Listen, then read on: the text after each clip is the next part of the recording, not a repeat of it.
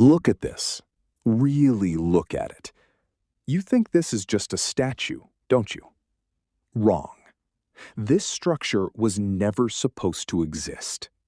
Engineers said nothing could be built here. Physics said it couldn't stand. Nature said, I will destroy it. But it's still standing, even today. 700 meters above sea level, on a mountain peak where storms hit 200 kilometers per hour, winds strong enough to lift a human being off the ground. And yet thousands of tons of concrete aren't just standing there, they are defying gravity.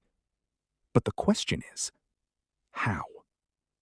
Why would anyone build this here? All that suffering, all that impossible effort, all that danger, just for a statue? Or is there a story behind this that you have never heard before? In today's video, we are going to find out. Facts that will make you look at this structure and never see it the same way again. I guarantee it. So let's begin. To understand the greatness of this construction, we need to go back to 1921. At that time, Brazil was looking for a symbol to celebrate the centennial of its independence.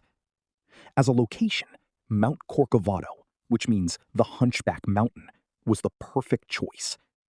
But from a construction standpoint, it was the most insane decision imaginable. Think about it. An isolated granite summit, dense rainforest on every side, and the Atlantic constantly hammering the mountain with storms. The competition to design this monument was won by engineer Heitor da Silva Costa. But his first design looked nothing like what stands there today. He imagined a statue where Christ held a cross in one hand and a globe in the other. But this design was met with fierce criticism. People mocked it and gave it a nickname, Christ with a Bowl. That failure forced Silva Costa to think again, to find the perfect balance between art and engineering. Finally, an extraordinary decision was made. The statue itself would be the cross, an Art Deco design, simple and modern. But hidden inside that simplicity was an enormous technical problem. How do you keep a cross-shaped structure standing against such powerful crosswinds? The biggest uncertainty of the 1920s was which material to use to build this cross. Many wanted steel, just like the Eiffel Tower. But Silva Costa made a bold and risky decision: reinforced concrete. The reason was clear. In the salt-heavy ocean air, steel would corrode rapidly and weaken within a few decades. Reinforced concrete, on the other hand, was being called the future engineered stone.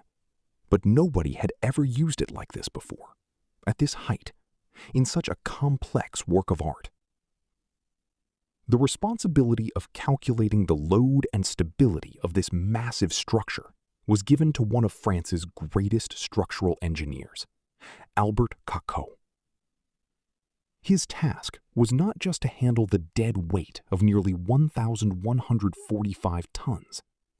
The biggest challenge was managing the wind pressure, because Christ's two outstretched arms act like a massive sail.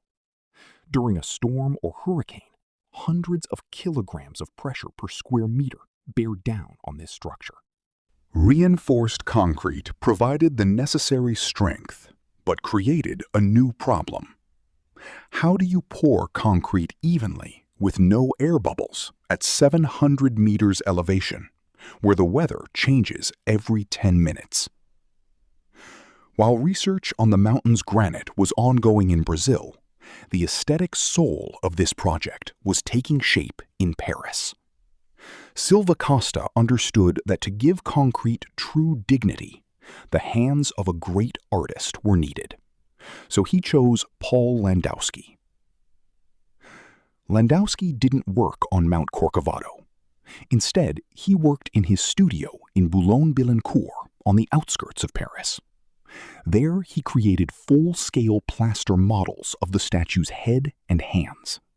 The head alone was nearly 3.75 meters tall, and each hand was 3.2 meters long. These models were then cut into dozens of sections, and negative casts were created from each piece, which were later shipped to Rio de Janeiro. When they arrived, reinforced concrete was poured directly inside those casts. It was the largest three-dimensional puzzle in history at that time. Every numbered block had to be fitted perfectly onto a pre-built internal metal framework. If the base was off by just a few millimeters, by the time you reached the top, that error would become several meters. Now imagine the construction site in 1926. There was no paved road to the summit. The only way up was the Corcovado Railway, a rack railway built in the late 19th century. Every gram of material, gravel, cement, water, scaffolding, even the plaster blocks from Paris, everything had to be carried up on those small railway wagons. The space at the summit was so limited that stockpiling any large quantity of materials was impossible. As a result, the entire construction became a perfectly synchronized machine. Whatever arrived in the morning had to be installed or poured by evening. Workers operated in extreme isolation. The mountain would almost disappear into thick clouds that made every scaffold surface slippery and nearly invisible. Without any modern safety harnesses, and in such dangerous conditions, across 9 years of construction, not a single worker lost their life. By the standards of that era, this was almost a miraculous engineering achievement. We usually think of this statue as one solid, massive block, but in reality, it is a hollow 12-story structure.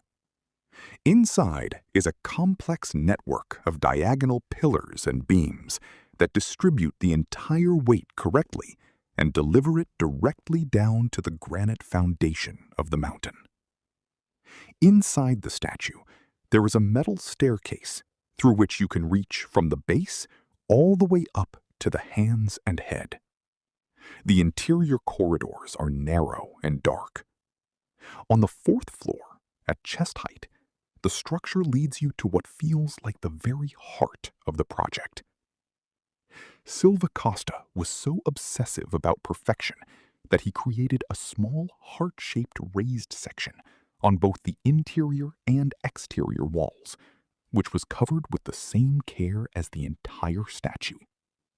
This is the only part that cannot be seen from the ground, a secret signature left for future engineers.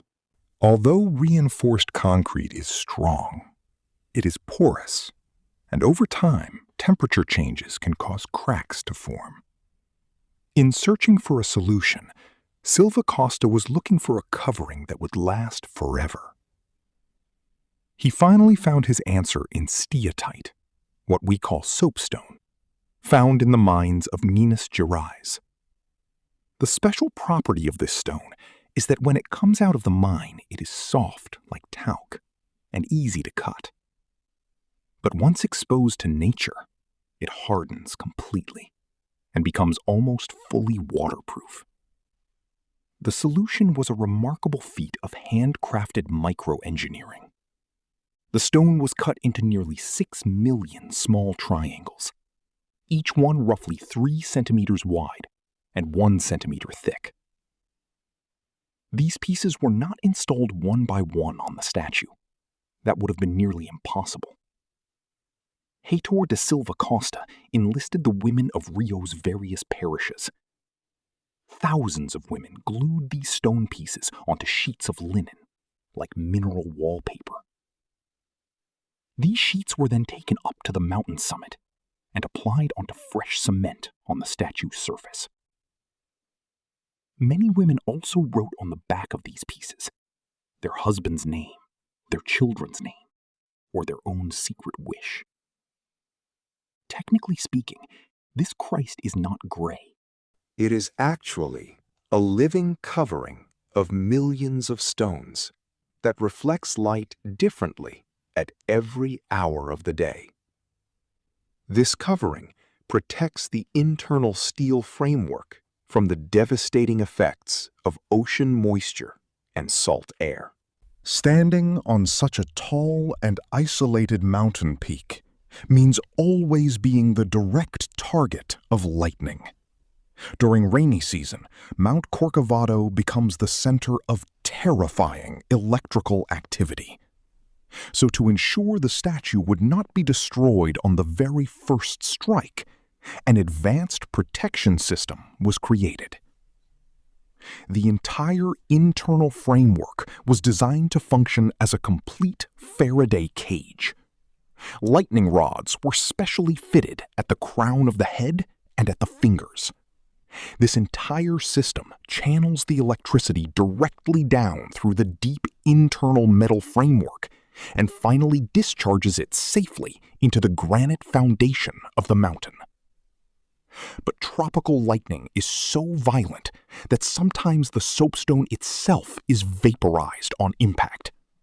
In 2014, a terrifying lightning strike completely destroyed the thumb on Christ's right hand.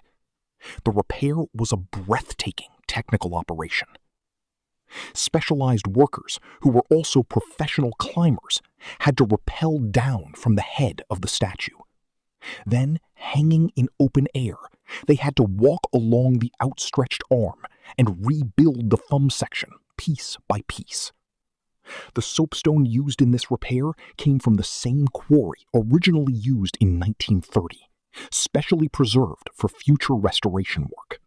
On October 12, 1931, when the full illumination was switched on for the very first time, the world saw a creation that was neither just art nor just engineering. Christ the Redeemer was an extraordinary achievement, a victory over wind, altitude, and time. This massive structure of thousands of tons feels light because of its Art Deco design and perfect joints. It is not just a monument. It was the result of 9 years of extreme calculation, millions of stones placed by hand, and a vision that transformed an unreachable mountain peak into an icon of the world. The next time you see this statue, remember, beneath that stone surface lies a reinforced concrete heart that rewrote the rules of modern architecture. If this video changed how you see this structure, hit that like button and share your thoughts in the comments. Subscribe to the Unsolved Legacy for more untold stories from history, science, and the mysteries of civilization. See you in the next video. Thank you.